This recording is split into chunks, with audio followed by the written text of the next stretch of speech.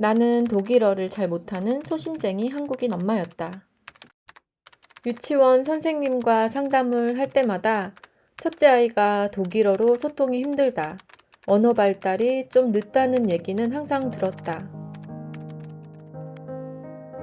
아무리 외국 항공사에서 일하는 승무원이었지만 영어와는 다르게 독일어 ABCD, 아베제데부터 시작해야 하는 내 나이 30에 새로운 언어를 배워야 했다.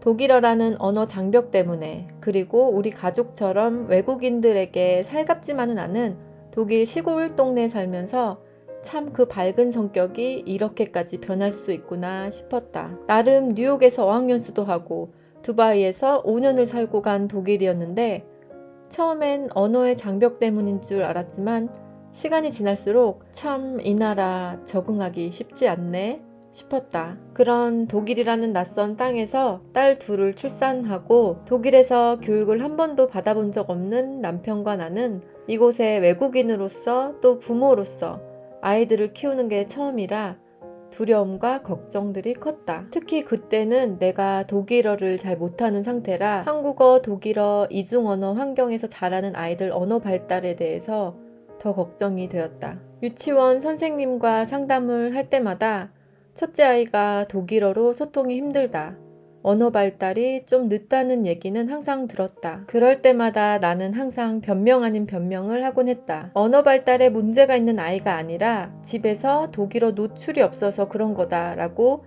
항상 강조를 했다. 독일 작은 시골 마을에 한국인 엄마로서 다른 독일 엄마들과의 교류가 없었으니 유치원 가는 시간 외에 우리 딸들은 다른 독일 아이들과 논 적이 없었던 것 같다. 그 당시엔 아이들에게 미안했지만 뭔가 독일 엄마들이 날 껴주지 않는다는 느낌을 받아서 난 점점 더 쭈구리가 되어가는 것 같았다. 독일인들에게도 힘들다던 작은 시골 마을에 살면서 나는 돛 닦는 심정으로 햇수 9년을 버텨냈다. 그때 당시 힘들었던 심정들은 이전 영상으로 만들어놨다. 남편 직장 때문에 그 시골 동네에 살고 있는 거여서 우리 이제 큰 도시, 내 회사가 있는 프랑크푸르트로 이사하자고 정말 오랫동안 말해왔다. 남편도 그 동네 사정을 잘 알아서 아이들 초등학교는 이곳에서 보내면 안 된다 라고 생각을 했고, 아이들 초등학교 입학 전에 외국인들 많이 사는 프랑크푸르트로 이사가는 게 좋겠다고 했다. 프랑크푸르트에서는 특히 한국인들에 대한 이미지가 너무 좋아서 살기가 편하다는 얘기를 많이 들었는데 살아보니 정말 그렇다. 드디어 내가 다니는 회사가 있는, 동료가 있는 큰 도시 프랑크푸르트로 이사를 올 수 있었다. 독일은 만 6세에 보통 8월 말이나 9월 초에 초등학교 1학년 입학을 한다. 그리고 외국인 가정에서 자란 독일어가 모국어가 아닌 취약전 아동들을 위해서 유치원 마지막 1년 동안 기본적인 독일어 알파벳부터 숫자, 필수 단어 등등 초등학교 수업에 필요한 언어 능력 준비를 할 수 있는 수업을 무료로 제공한다. 독일 학교 입학 1년 전부터 나는 부모로서 이것저것 도와주기 위해 많은 노력을 했다.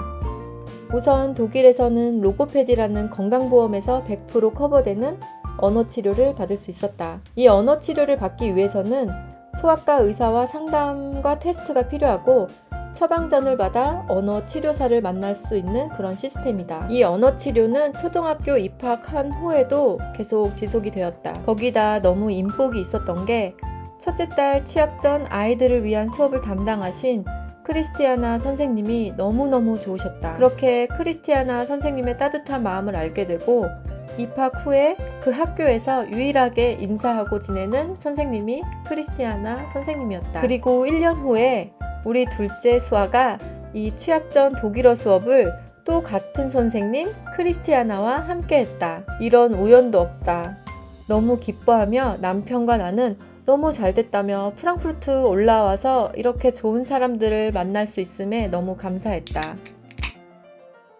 알고 보니 크리스티아나 선생님은 우리 아이들처럼 독일에서 태어나셨지만 부모님들은 유럽의 작은 섬나라 사이프러스 출신이셔서 독일어와 그리스어를 하시는, 그분도 이중 언어 하는 환경에서 잘하셨다고 한다. 선생님은 사이프러스에서 지난 25년 동안 여름이면 항상 그곳으로 휴가를 가신다고 하셨다. 나도 에미레이츠 항공 다닐 적부터 사이프러스가 정말 멋진 곳이라는 말을 많이 들어서 꼭 한 번은 가보고 싶은 곳이었다.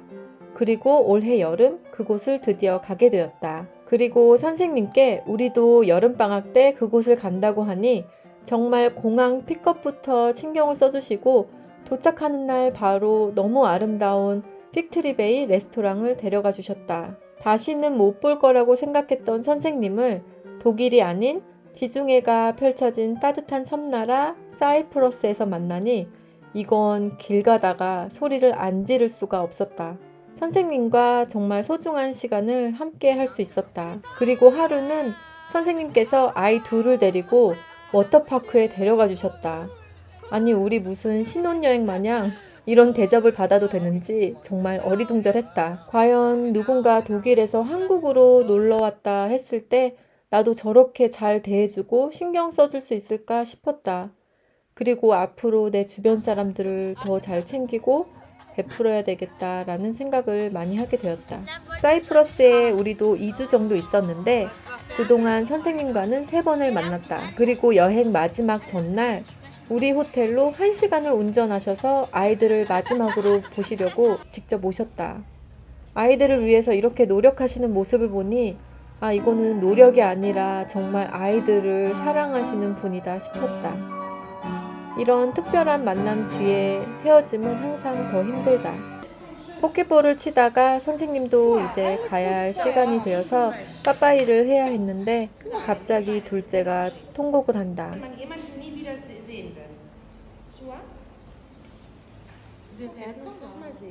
선생님을 다시 못 볼 것 같다며 이게 마지막이라고 생각을 했단다. 그런 딸을 보고 있으니 한국 휴가 마지막 날 할머니 할아버지와의 마지막 날 이별이 생각이 났다. 이런 찐한 이별을 매년 하고 있으니 이별은 절대 익숙하지 않는 게 확실하다. 선생님도 아이들이 선생님을 생각하는 마음이 이만큼 크다는 걸 아시고 오히려 남편과 나에게 이렇게 아이들을 멋지게 키워낸 점을 자랑스러워해도 된다 라고 하시고 아이들에게는 너희들은 이렇게 멋진 엄마 아빠가 있어 행복한 아이들이야 라고 해주셨다. 내가 어렸을 적 단 한 번도 어른들에게 들어본 적 없는 이런 사랑 가득한 말들을 너무 자연스럽게 아이들에게 얘기해 줄 수 있어서 내가 부모로서 아이들을 위해 가장 잘하고 있는 부분인 것 같다. 선생님과의 인연은 평생 갈 듯하다. 아이들에게도 나에게도 평생 간직할 추억들이다. 이런 소중한 시간들을 아이들과 함께 할 수 있어서 함께 공유하며 지낼 수 있어서 너무나 감사하다. 독일 사람들은 차갑다, 묵뚝뚝하다라고 생각했던 그렇게 살아왔던 나도 이제 조금씩 아니 아주 많이 바뀌어가고 있다. 원래 내 사람이 아닌 사람들까지 내가 다 잘 지낼 필요가 없었던 것이다.